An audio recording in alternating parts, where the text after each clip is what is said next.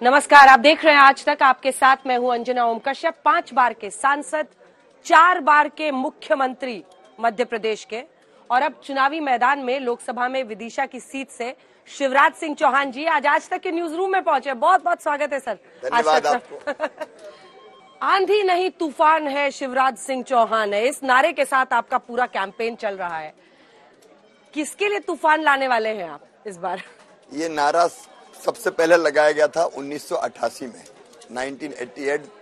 तब जब मैं युवा मोर्चे का अध्यक्ष बना था, मध्य प्रदेश के युवा मोर्चे का, युवा मोर्चा मीन्स बीजेपी की यूथ विंग, तो उस समय हमने क्रांति मसाल यात्राएं निकाली थी। उस समय बच्चों ने ये नारा लगाना शुरू किया था, यूथ ने, आंधी नहीं तूफान है। तब से लेकर अब तक तूफान चल रहा है। मतलब इतना लंबा एक पूरा करियर आपका पॉलिटिक्स में रहा है। कहते हैं पॉलिटिक्स में वही टिकता है जो बहुत धुरंधर होता है। तो कैसे ये मतलब ऐसा लोग मानते हैं कि राजनीति में टिकना, अलग अलग 4 बार सीएम रहना, तो बहुत जो मजे हुए खिलाड़ी होते हैं, बहुत तेज तर्रार होते हैं, धुरंधर होते हैं, वही टिकते हैं। क्या है आप में, आपको अपने आप में ऐसे क्या चीज दिखती है कि आप टिकते हैं? इसका एक दूसरा पहलू है जी। अगर आप ईमानदारी से, हाँ। जनता के कल्याण की भावना से काम करते हैं, मैं ये मानता हूं कि जनता की सेवा ही भगवान की पूजा है। अगर आप ईमानदारी से लोगों की सेवा करते हैं, लोगों के लिए काम करते हैं, तो उनके मन में भी आपके लिए वही स्थान बनता है। और लोकतंत्र में तो वही टिकता है जो जनता के बीच लोकप्रिय होता है, जनता के दिलों में स्थान बनाता है। तो मेरा तो कोई राजनीतिक रिश्ता ही नहीं जनता से। मैं तो मामा और भैया हूँ नेता के बजाय। लोग मुझसे प्यार करते हैं, मैं लोगों से प्यार करता हूँ। मेरे बेटा है, बेटी, भांजे, भांजी, बहन, भाई। आज भी बहन आती और सीधे मेरे गले लगती। मैं समझता हूँ ऐसा रिश्ता दुनिया में बहुत कम देखने मिलता है। तो मेरा तो स्नेह का, प्रेम का, आत्मीयता का और परिवार का रिश्ता है। वो भी एक रिश्ता है, एक वो रिश्ता भी जो आपने लाडली और लखपति से किया, लेकिन मैं उस पर बाद में आऊंगी। मैं वापस उस सवाल पर आती हूँ। देखिए, वैसे तो ये सवाल आपके कद के नेता के लिए, आपने 5 बार सांसद रहे, 4 बार सीएम रहे, ठीक नहीं है, लेकिन मैं फिर भी पूछूं क्योंकि जनता जानना चाहती है कि आप लोकसभा चुनाव लड़ रहे हैं, तो क्या कोई मंत्री पद, कुछ बड़ा आपको दिया जाएगा? क्योंकि आपने तब भी कहा था कि मैं पार्टी की सेवा करता रहूंगा। जिस दिन चुनाव खत्म हुआ अगले दिन आप पहुंच गए छिंदवाड़ा। तो मंत्री पद के रूप में, मंत्री के रूप में हम आपको देखेंगे? भारतीय जनता पार्टी राष्ट्रीय पुनर्निर्माण का आंदोलन है, और मैंने पार्टी इसलिए चुनी कि मैं देश की और जनता की बेहतर सेवा भारतीय जनता पार्टी के माध्यम से कर सकता हूं। जब आप किसी मिशन के अंग होते हैं, किसी अभियान के हिस्से होते हैं, तो वो मिशन और अभियान तय करता है कि आप कहाँ काम करेंगे। मैंने कभी तय नहीं किया कि मैं कहाँ काम करूंगा। मुझे कहा विधायक बनूं, मैं विधायक बन गया। मुझे कहा सांसद बनो, सांसद बन गया। मुझे कहा सीएम बनो, सीएम बन गया। फिर कहा चुनाव लड़ो सांसद का, फिर चुनाव लड़ रहा हूँ।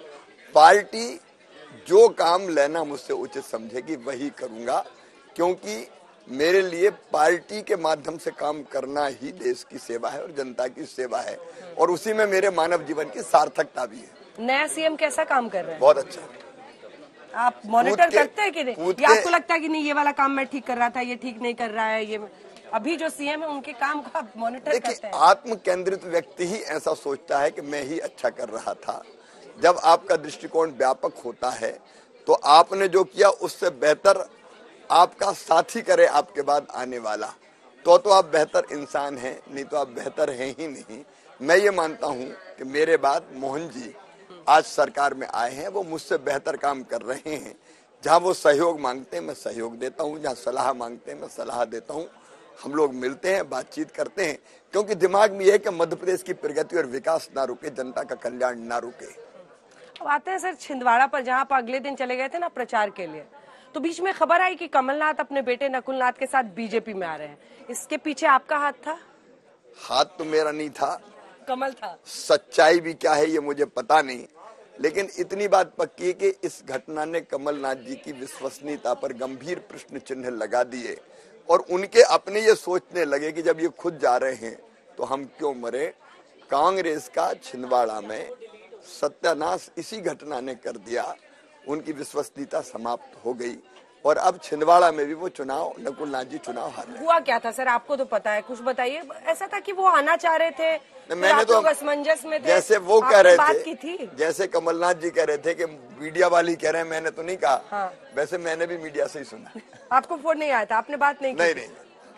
अच्छा, वापस आते हैं सर। क्या आप विदिशा पे आप कैंपेन कर रहे हैं तो लोगों से क्या कह रहे हैं, क्योंकि आपका मास्टर स्ट्रोक माना जाता है जो आप मामा बनके और भतीजों के साथ करते हैं, भाई बनके करते हैं, कि लखपति स्कीम, ये लाडली स्कीम, इसी सब के जरिए आपने अपनी पैठ बनाई और चुनाव में जिताने में वो एक बड़ी वजह है। मामा बनता नहीं हूं, मैं मामा हूं। भैया बनता नहीं हूं, मैं भाई हूं। और ये मैं नहीं कहता, मध्य प्रदेश की लाखों करोड़ों बहनें कहती है। आप एक बार फिर से आके देखिए, ये रिश्ते दिल से बनते हैं, अंतर आत्मा से बनते हैं। ये अलग बात है कि काम का असर पड़ता है। जब लोगों को लगता है कि आप उनकी भलाई के लिए काम कर रहे हैं तो इमोशनली भी आपसे कनेक्ट लोग होते हैं। तो पूरा मध्य प्रदेश एक परिवार जैसा है और लोगों की भलाई के लिए काम किया है तो वो मानते हैं कि हमारा अपना है। ये टिकट के समय सर बीजेपी में कौन से नेताओं के साथ आपकी बातचीत हुई? क्या अध्यक्ष जी से सिर्फ बात हुई या अमित शाह जी और प्रधानमंत्री से भी बात हुई? क्या निर्देश दिया गया है, क्योंकि मध्य प्रदेश से ज्यादा सीटें बीजेपी हासिल करना चाहेगी? पूरी स्ट्रैटेजी कैसे बनी आपको लेकर? भारतीय जनता पार्टी के केंद्रीय नेतृत्व ने बहुत सोच समझ के टिकट 29 दिए हैं और मैं आज यहाँ आज तक के न्यूज रूम में ये दावा कर रहा हूँ कि 29 की 29 सीटें भारतीय जनता पार्टी जीत रही है मध्य प्रदेश में। हमारे बारे में तो पार्टी ने जो फैसला किया, राजगढ़ भी जहाँ से दिग्विजय सिंह, हाँ, राजगढ़ भी जीत रहे हैं, छिंदवाड़ा भी जीत रहे हैं, छिंदवाड़ा भी जीत रहे हैं। आपने क्या कहा? पार्टी ने मेरे लिए जो नहीं, पार्टी ने जो आदेश किया कि लड़ना है सांसद का चुनाव लड़के, अब आपको आना है तो मैं लड़ रहा हूँ। अच्छा सर, छिंदवाड़ा के मेयर भी अब इधर आ गए हैं। एक आप लोगों ने जो ये, हमने शुरू में एक आपके नारे से शुरू किया था, लेकिन एक तूफान है कि कांग्रेस के सारे नेताओं को आप लोग चमत्कार करते हैं और वो सारे के सारे इधर आ जा रहे हैं। कोई कांग्रेस में रहे क्यों? कांग्रेस में क्यों रहे? कोई ना नेतृत्व है, ना नीति है, खड़गे जी हैं, सोनिया जी हैं, ना राहुल जी नियत है, प्रियंका जी हैं, नेता नहीं है ये। देखिए, ये नेता हैं ही नहीं। अगर नेता होते तो अयोध्या में 500 साल के बाद दिव्य और भव्य मंदिर में रामलला की प्राण प्रतिष्ठा हो रही थी। आपको निमंत्रण मिलता है और आप अस्वीकार कर देते हैं। जो देश की नब्ज को ही ना जाने वो नेता कैसा? ऐसे फैसले कांग्रेस ने किए हैं जो कांग्रेस को तबाही के कगार तक ले गए हैं और कांग्रेस अब बचेगी नहीं। अब राहुल गांधी जो कहते हैं, दूसरा कांग्रेस का नेता कहते, वो कहते रहते मोहब्बत की दुकान। हाँ, वो मोहब्बत की दुकान खोल रहे हैं। वो कह रहे हैं आप लोग नफरत की बाजार में लगा। कौन कांग्रेसी मोहब्बत की दुकान की बात कर रहा है? काय की मोहब्बत की दुकान? ये कांग्रेस की मोहब्बत की दुकान। अगर पूरी हिस्ट्री कांग्रेस की खोल के लोग देखें तो नफरत के अलावा वहां दिखता क्या है? सोच समझ ना तो राजनीतिक है ना व्यवहारिक है। और कुल मिला के जो देश की धारा है, देखिए, भारतीय संस्कृति, जीवन मूल्यों और आदर्शों के आधार पर आज जो समाज और राज्य जीवन की स्थापना हो रही है, उससे देश की जनता एक तरफा मोदी जी के प्रति अगाध स्नेह, श्रद्धा और विश्वास रखती है और भारतीय जनता पार्टी के साथ है। मोदी जी आज लोगों के मन में बसे और हर भारतवासी को लग रहा है कि वो दिन आ गए हैं जब अपनी आंखों से भारत को विश्व गुरु बनते देखेंगे मोदी जी के नेतृत्व में। 370 लेकिन मुमकिन लग रहा है सर आपको? 370 मतलब 303 से सीधा 370 पहुंचना आपको लगता है रियलिस्टिक गोल है? निश्चित तौर पर ये रियलिस्टिक गोल है। 400 के पार भी एनडीए जाएगा, ये होगा ही। भारतीय जनता पार्टी अब तक की सबसे ज्यादा सीटें 370 पार करेगी, एनडीए 400 पार करेगा और कांग्रेस कहां सिमटेगी, कहां नहीं जा सकता। आप एमपी में तो एक ही बढ़ाएंगे ना? नहीं, एमपी में एक बढ़ाएंगे। ठीक है, आप दावा ही आपका मान लेते हैं, आप एमपी में एक बढ़ाएंगे। कौन से राज्य में गेन होगा? कहां पर ऐसे सीटें आ जाएंगी कि आपको 67 सीटें ज्यादा आ जाएंगी? दक्षिण में गेन होगा। मैं दक्षिण में कौन से राज्य? अभी दौरा करके आ रहा हूँ। हाँ। देखिए, एनडीए आंध्र में चमत्कार करेगा, तेलंगाना में हमारी सीटें बढ़ने वाली निश्चित तौर पर, तमिलनाडु में भारतीय जनता पार्टी पहले से बहुत अच्छा प्रदर्शन करने वाली है। आप इसके अलावा कर्नाटक में हमारी सीट पिछली बार थी, उससे बढ़ने वाली है। दक्षिण में भी बीजेपी की और एनडीए की, आंध्र में अब हम टीडीपी के साथ मिलके लड़ रहे हैं तो आंध्र में हमारी सीटें बढ़ने वाली है, दक्षिण में बढ़ेगी, महाराष्ट्र में बढ़ेगी। महाराष्ट्र में बढ़ेगी? अभी तो सीट ही नहीं शेयरिंग ठीक से हो पा रही है, सब जगह लड़ाई हो रही है वहां पे। महाराष्ट्र तो फंसा हुआ कह रहे हैं सब। मैं जानता हूं, क्योंकि मैं महाराष्ट्र भी होके आया हूं, महाराष्ट्र में भी भारतीय जनता पार्टी एक तरफा प्रदर्शन करेगी, भारतीय जनता पार्टी और एनडीए मिलके। तो आपको लग रहा है महाराष्ट्र में कितनी सीट आएंगी सर? कितना? 48 में कितना सोच रहे हैं आप? मुझे लग रहा है कि जो लोग हमारे सामने हैं वो ठीक से खाता भी खोल लें तो चमत्कार होगा।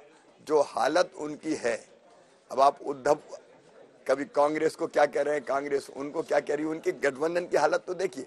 ये मजबूरी का बना गठबंधन है, ये कोई नीति के आधार पर, विचारों के आधार पर बना हुआ इनका गठबंधन नहीं है, समान स्वार्थों के आधार पर। और स्वार्थ एक ही है कि बचो, क्योंकि मोदी जी ने कहा है ना खाएंगे ना खाने देंगे। तो परिवारवादी पार्टियां, भ्रष्टाचार करने वाले लोग डर के इकट्ठा हुए हैं। इनके पास ना विचारधारा है, इनके पास ना कार्यक्रम है, इनके पास ना वैसा नेतृत्व है। तो इंडी गठबंधन के पास तो आज अस्तित्व का संकट है, उससे जूझ रहे हैं। ठीक है, आखिरी के 2 सवाल सर। देखिए, आप परिवारवाद का नाम ले रहे हैं। ज्योतिरादित्य सिंधिया, जिन्होंने एक वक्त पर कांग्रेस छोड़ी, आपकी तरफ आए, आपकी सरकार वहां फिर से बन गई, वो नहीं है क्या परिवारवाद के चेहरे? ऐसे अनेकों है सर, अनेकों। परिवारवाद का मतलब सीधा अगर आप पीढ़ियां गिन लें तो स्वर्गीय मोतीलाल जी नेहरू के बाद स्वर्गीय पंडित जवाहरलाल नेहरू जी, फिर इंदिरा जी, फिर राजीव जी और फिर राहुल जी। परिवारवाद इसको कहते हैं। लालू के बाद हमको परिवारवाद लालू जी के बाद दिखता है, मुलायम जी के बाद दिखता है, अब तो ममता जी भी उसमें घिर गई है।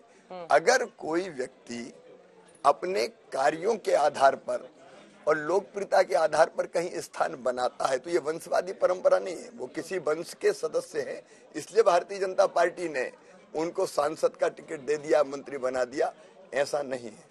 एक आखिरी सवाल भ्रष्टाचार के मुद्दे पर। पीएम, आपने भी कहा कि पीएम कह रहे हैं ना खाऊंगा ना खाने दूंगा, हर जगह भ्रष्टाचार के खिलाफ मुहिम छेड़ रहे हैं। अब विपक्ष के नेताओं को एक एक करके जेल में डालना कितना सही है? वो कह रहे हैं कि लेवल प्लेइंग फील्ड नहीं है। कितने रेड्स हो रहे हैं, सब विपक्षी नेताओं पर हो रहे हैं, उनको ही जेल में डाला जा रहा है।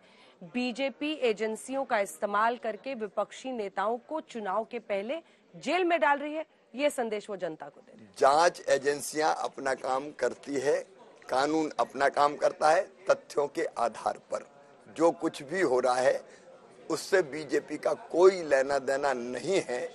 तथ्यों के आधार पर एजेंसीज अपना काम कर रही हैं। शिवराज सिंह चौहान जी, आप आज तक के न्यूज रूम में आए, देखिए हमारे ये जो कर्मठ सभी लोग हैं अपना अपने काम में लगे हुए हैं। मैं सबको प्रणाम करता हूं, मुझे बहुत प्रसन्नता हुई आज तक परिवार से मिलके जी। और मैं धन्यवाद देता हूं, आपने मुझे इतने स्नेह से न्यूज रूम भी दिखाया और बातचीत की। बहुत बहुत धन्यवाद आपका शिवराज जी, आज तक पर आने के लिए और तमाम सवालों के जवाब। आपको भी बहुत धन्यवाद।